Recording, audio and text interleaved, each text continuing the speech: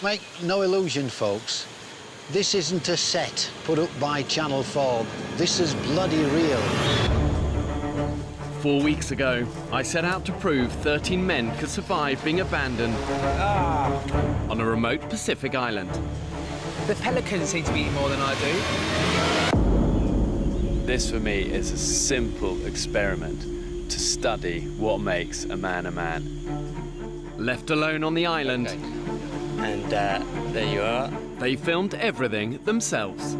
I wanted this to be totally new, totally original, and never done before.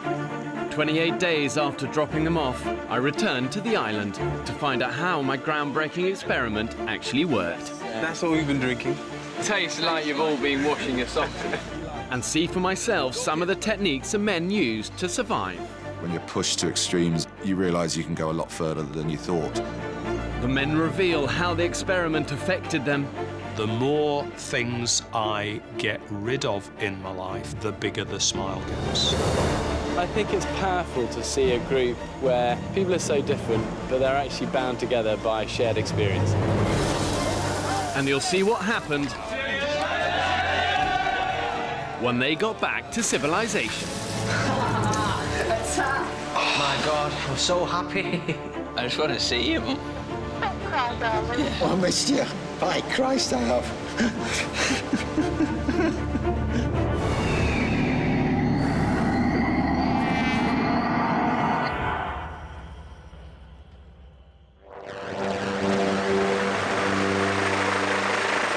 This island might look like paradise, but if you were marooned here with nothing, trust me, it would be hell on earth.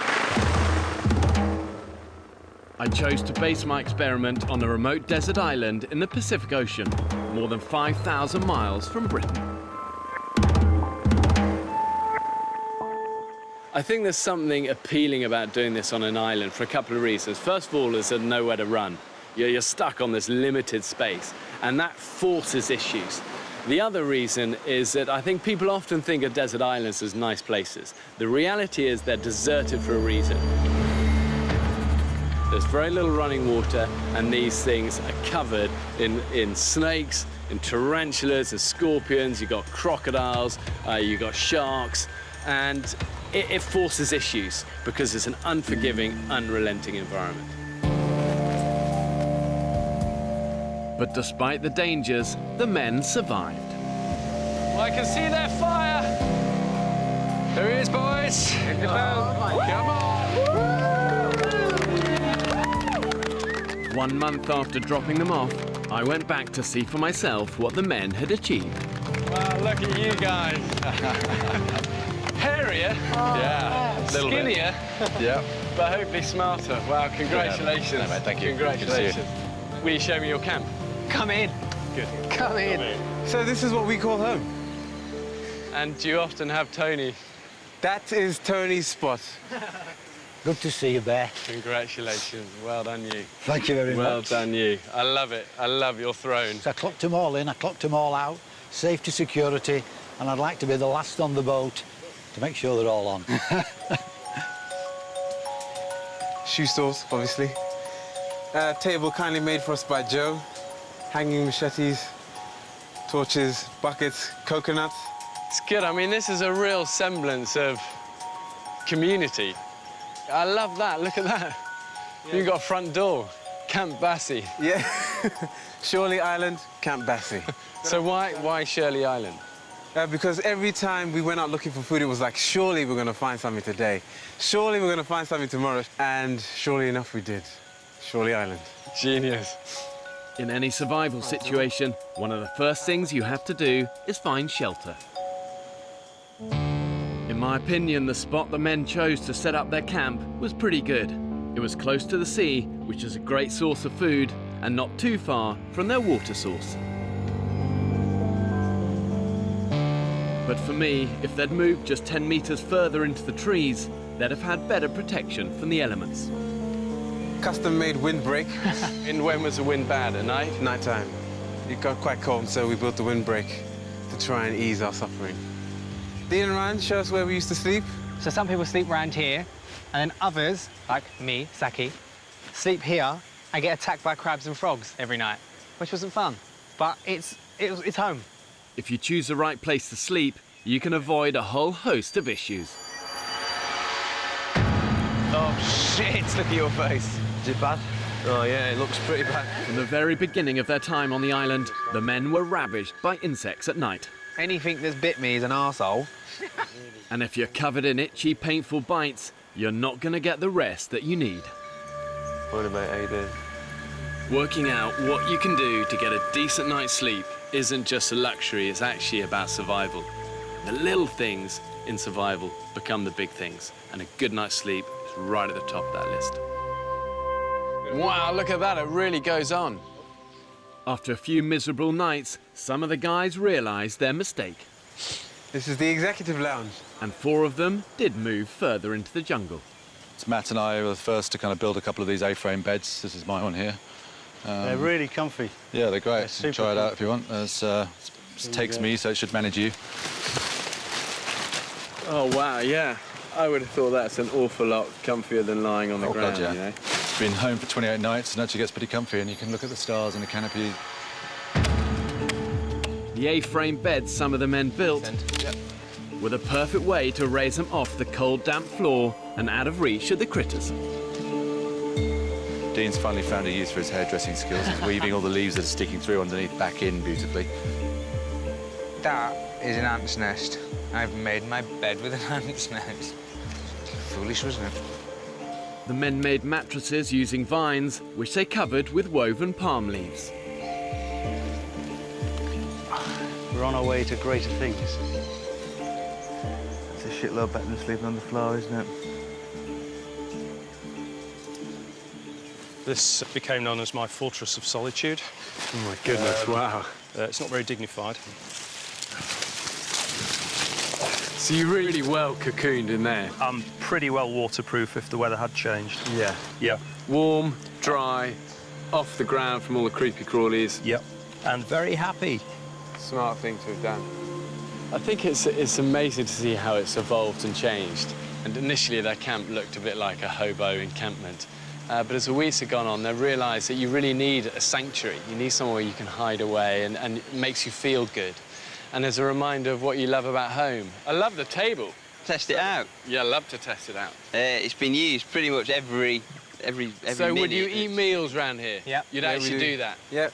I mean, if you think of how many British families have stopped sitting round a table and eating together. And there's something incredibly powerful about actually sitting down and looking each other in the eye and sharing a meal together. So I love the fact that you made table a priority. Looking around the camp, it was obvious how resourceful the men had been with materials they scavenged from around the island. Grab a seat, Bear. Grab a seat. I mean, this is great, isn't it?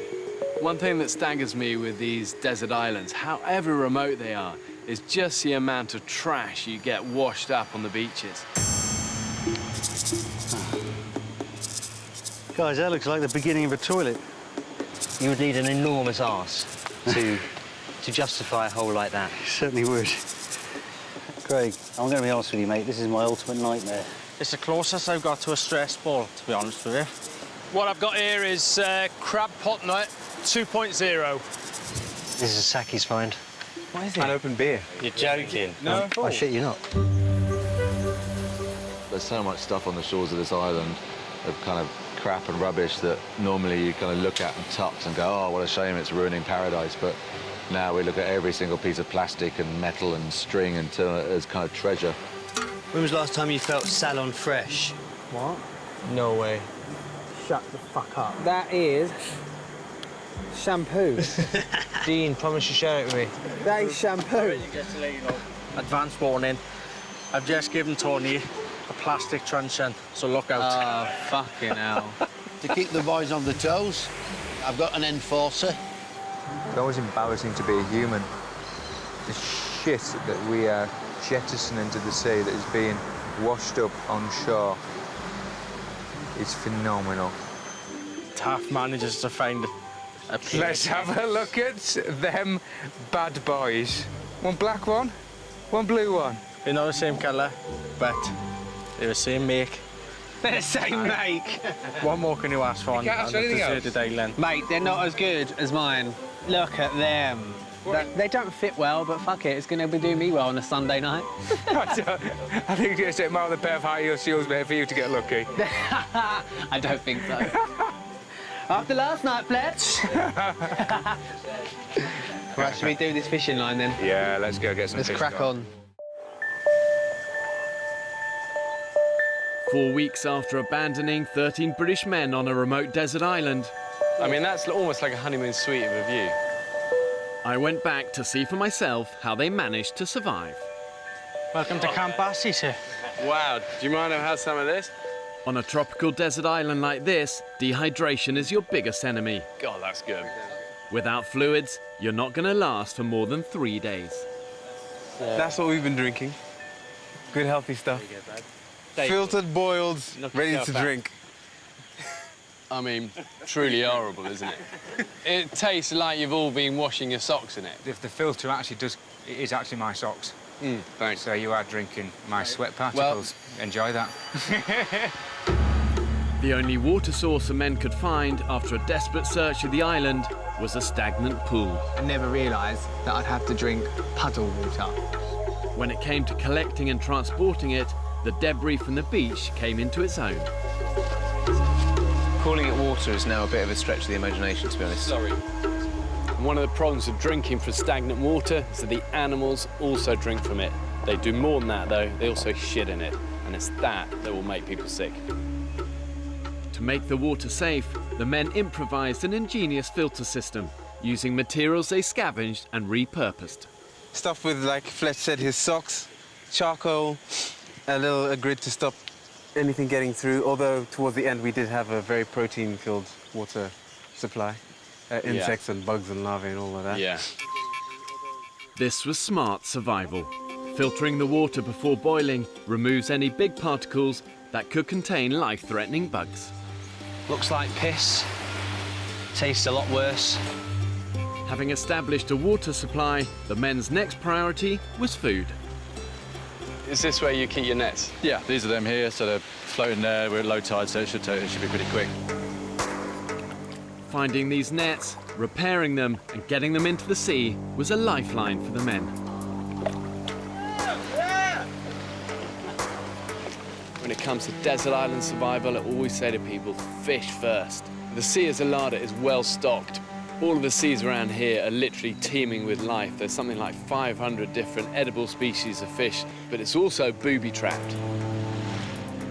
Every time the men swam out to check their nets, they had to run the gauntlet with jellyfish, venomous stingrays, and a whole host of other nasties. The waters were infested with sharks. We were seeing these great big fish, you know, with half of them eaten by the sharks, and we just didn't think anything of it. We just went out and swam with them. You never know what you're gonna get. Look at that. Yeah, good luck getting out now. Even on my brief visit to the island, the men hauled in a potentially lethal catch. Stonefish are actually one of the most deadly fish in the sea. Well camouflaged, easy to stand on if you're not aware. Even if it doesn't kill you, people have been known to literally beg to have their feet amputated. The pain has been so intense. The island looked beautiful, but every time you went anywhere, it tried to kill you. And you're suddenly thinking, Jesus, this ain't a postcard. It's horrible. Before taking the guys into this extreme environment to start the experiment, If I leave him be, he will just quietly crawl around me. I gave them just one day's basic survival training.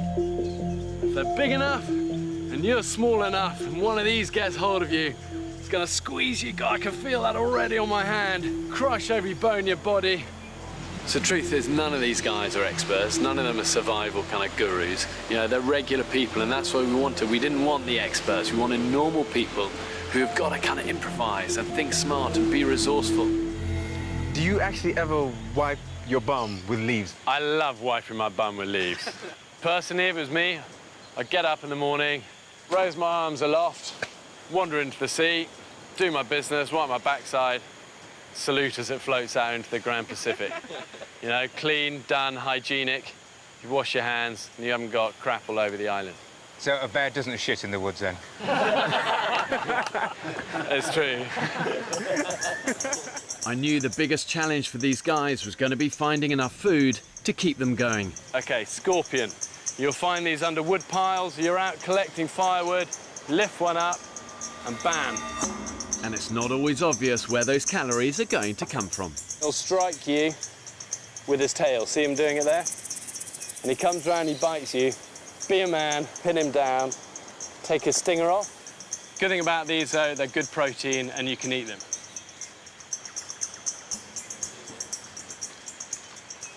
Tastes like shit. You're better off stewing them and roast them over the fire. But raw, they're horrible. Oh, scorpion. Here he is. There he is. There he Coming is. out. Got him. Got him. I've got him. Aggressive. He's aggressive. From experience, I know it's amazing what you'll eat when you're pushed to the edge. God, I can see its guts inside. That's not going to be tasty, guys. Oh man, you're making us wait. Come on. We want to see you eat it. I hear that in the future, when things get a bit more dystopian, we're gonna have to eat insects rather than mammals. So I'm looking forward to it. Yes. That's man food. Man food. Yeah. Yeah. Oh, mate. How does that taste? Oh, it's food. One of the key skills in the wild is knowing what you can eat and what you can't eat. And if there's doubt, don't take the risk. You'll only get it wrong once.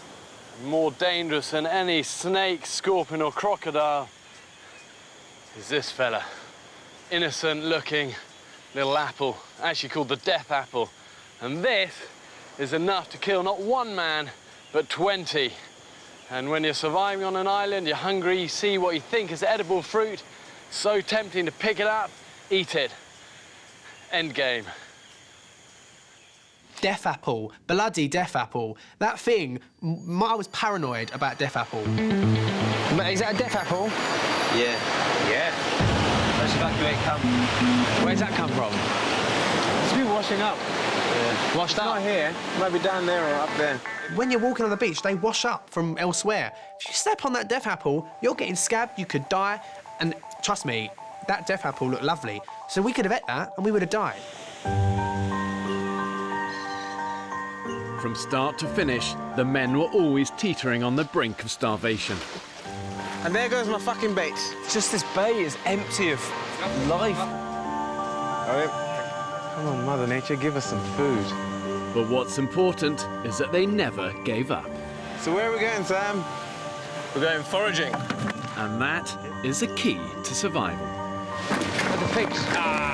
Balls. We all tried so many different things and they just didn't work. We didn't realize how far mankind has come through trial and error. OK, here we go. He's coming shallow. Failure plus failure plus determination equals success. Yes! Fucking hell! Yes! Hey, look at that, Biggie. Oh, mate! We've caught 28 fish today. Anyone for carbohydrate? Wow! Oh my God! Driven by all-consuming hunger, they went to extraordinary lengths to discover what the island had to offer. It's a fucking caiman! It's a fucking caiman! Wow. I've never ate an orange before. Fuck off. We'll start now. Try that. Come on, here's your first one. Wow, you've got a massive hit of citrus all the way over here. It's nice, isn't it? So good. Welcome to the world of fruit, Dean. There was, however, one craving they couldn't easily satisfy, despite a tantalising reminder. Dean, what have you found on the beach, mate? We found a sweet wrapper.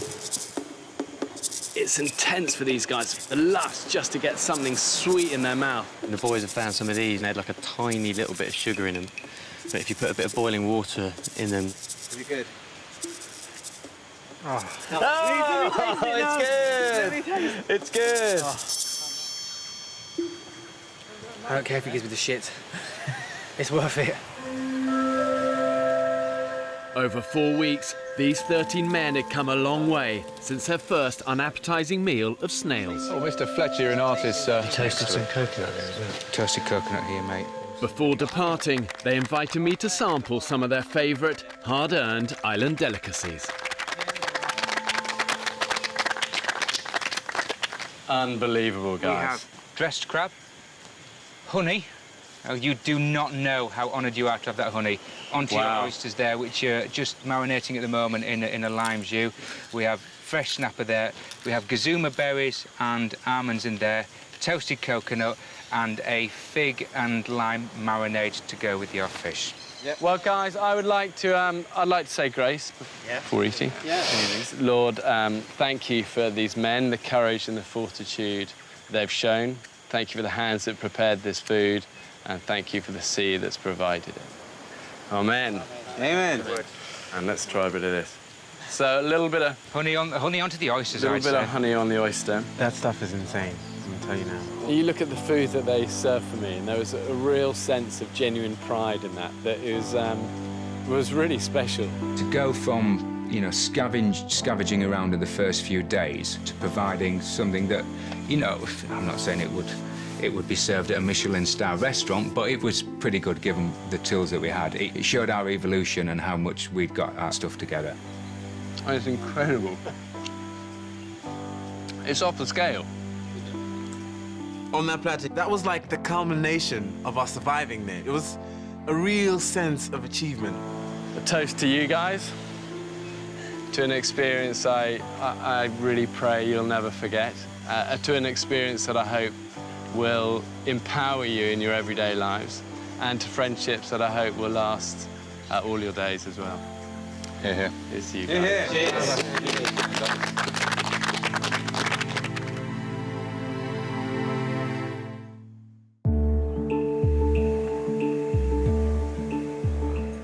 Four weeks ago, I abandoned 13 British men on a remote desert island. They would have to fend for themselves in isolation. For me, it was really important that we didn't have camera crew coming in every day and filming it all, and it kind of just would have felt set up. I wanted this to be totally new, totally original, and never done before. For this reason, the radical decision was made to get the 13 men to film the entire experience for themselves. Come on, everybody. Take a walk with Uncle Saki today. The only filming is these guys going like that and going like that. Right. Guys, I'm gonna have to put you down. I think I found us a bird. Yes, I have. Hang on. And effectively, that means the only people telling their story is themselves. Woohoo! Shazam! We're all photographers now. We've all got iPhones or smartphones or whatever. And you can shoot movies on these things, you can take pictures, and we just do it as a natural part of our life. So why not incorporate it into television? I'd like to show you around my favourite spot. This is where I come and sit when I feel a little bit shit. I tried to do this trip on a budget. I won this hat in Bulgaria about 5 years ago. Here's the sea. And these are my rocks. These are my rocks. Wang Rock. Way, I'm out there. I bought my boots cheap, cheapest boots I could find. Look at this, day 13. What the fuck am I gonna do? Look at the view. Look at all this. This is the jungle that on which I have become a man. The group included a sound man and 3 trained and experienced cameramen who lived under exactly the same conditions as everybody else. It's a bit like myself, Matt and Rupert and Kif were on a plane and it's crashed on a desert island. It just happens we had our gear with us. With danger never far away, the men needed to be able to deal with emergencies themselves. The hospital, where people went for treatment. Okay, so were you in charge? You were the assigned medic?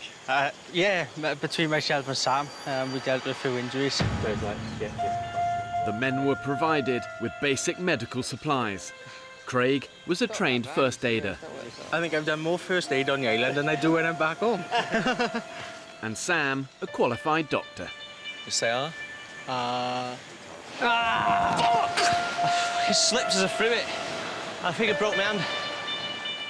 Without them, some men may have been forced to leave the island. I'll be honest, I punched the sand. Oh no! I enjoyed being the doctor on the island. It gave me a bit of a sense of purpose.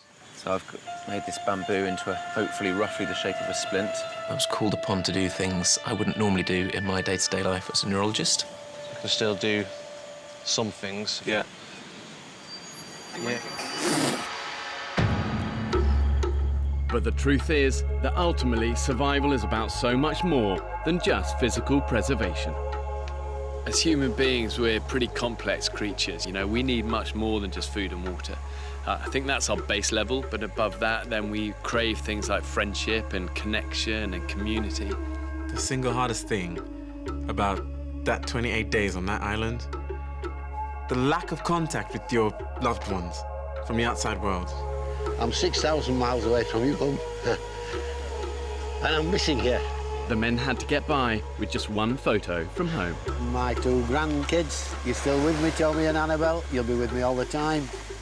My beautiful girlfriend. And a huge part of me wants to go home. I think the hardest thing was definitely missing my girlfriend and our little girl that we have together. That was heart-wrenching at times. It's just a whole no contact whatsoever. Every now and then, yeah. I keep thinking I'll just snip off and use the phone and call home. Very, very suffocating feeling. It was important that the group reached out to each other to keep isolation at bay. What glues people together? Humour, kindness, and that shared adversity you're going through together. Yeah, all right, dude. Just come over a bit emotional, mate, to be honest. Yeah? Yeah. You know what you need, don't you? Big Fletch hug. Yeah? You've got a temporary family at the moment, mate. Yeah, I know. Yeah? I know. I know. You've never met these people before in your life, but yet you become instantly close just like that. As soon as you're chucked on the island, you're best friends because you've got no choice. I just feel like I've been so up and down. You know what you need then, don't you? As well as a Fletch hug. What's that? You just man the fuck up, don't you? No, I do. Babe, I'm gay, I'm allowed to cry. Hey. But there were inevitable tensions and moments when it looked like the group might fall apart. Mate, come on, why are you here? Why are you here? I don't know, I asked my question now. I know. It says that quite a lot to go to. I know. I'm fucked off. The wild exposes people wide open, and sometimes there's a lot of fallout and mess first. So all you want to do is bitch, and that's all. I'm not bitching. Hey, grow up, don't walk away. When people are under pressure and your life is on the line, you've got to do all you can to keep a group cohesive and together. Because when it's together, it's strong. It's not strong when it's fragmented and broken. So what's going through your mind, Craig? Oh, I'm off. I've had enough. Don't quit, mate. You'll regret it for the rest of your life if you do. Just keep plodding, just digging deep. Yeah? You need to find that fire in your belly, mate. In the end, all 13 men managed to stick it out together. Let the party begin! And on their last night, were able to celebrate their differences. The award for the best tantrum. Oh, this one's close. This one's close one. Oh, it's tight. It's tight. It's a tight one. Is Craig. So the category for the most improved person, and this goes to Ryan. Yay! Five, Ryan. I'm gonna take this award and apply it for the rest of my life. Well done, mate. Well done, Ryan. I think it's powerful to see a group where people are so different, but they're actually bound together by shared experience.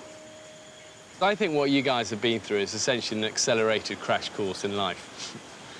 And I'd love to find out what each of you is going to take away from the island, but also what you're going to leave on the island. You realise how little you can survive on here and how little you actually need, and it's great to, I think, hopefully I'm going to be able to go home and just like pull that back and just be slightly less kind of wasteful with everything I do. I'm going to leave behind, hopefully forever, that sense of taking things for granted in the world that we live in. I don't feel as though I had a massive ego before, but if I did have any, I think I'll leave a bit more of it here.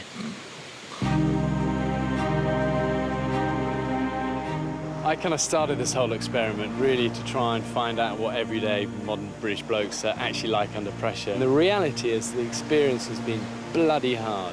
I have huge respect for anyone who can come out of it the other end together as friends and with a smile on their face.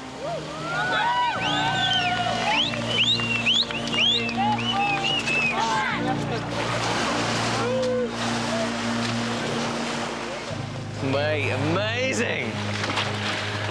I just want to eat some food! And after any mission, there's nothing quite like the rewards. I've been thinking about that bar for days now, mate, and that is what I am going to do now.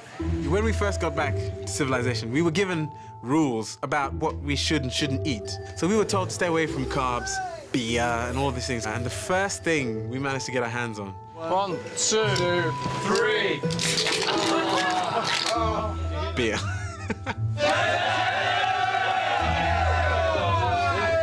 And drink. Holy God. Man, do I like beer now. It was quite an achievement. I think we were all proud to have done it. And that cold beer, Hug it out, hug it out. that showed we had somehow. After weeks of being cut off from home, first contact can be overwhelming. Hiya, Mum. Hi, it's Joe. It's hard to explain what we've just done in a phone call. Well, where do you begin? We just got off, Mum. We've just landed. Baby? Are you there? 4 weeks worth of no contact, 4 weeks worth of missing, all just came out. Dad. I've done it. We finished. I'm back from the island, love. I just want to speak to you. I lost 2 stone. 2 stone? Yeah. I just want to see you, Mum. Yeah. I'm good.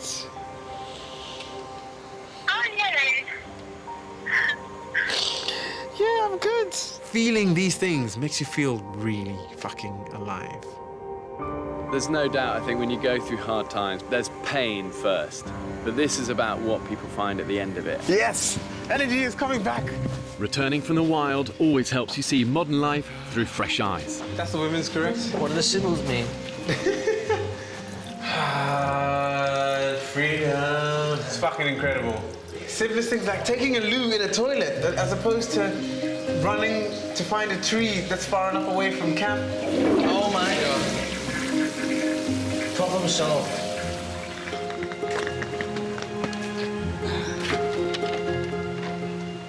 Oh, I can just feel the cool air. This doesn't feel right. Oh, wow.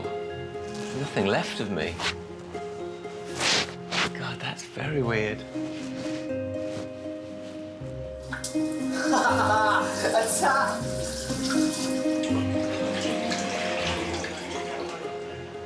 Nobody had to fetch it. I'll filter it. I'll boil it. Oh, man.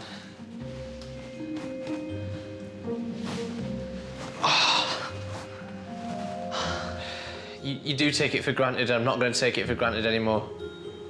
And the magic is you can't buy those things. It comes at a cost, and the cost is that 1,000 barrels of sweat and toil. And I've been there many times. The hardship is always worth it. And no food ever tastes as good as that first meal. Oh my God! Lucky! Calm down, Zach. Calm down, mate. Oh my God. Chicken! This is sugar.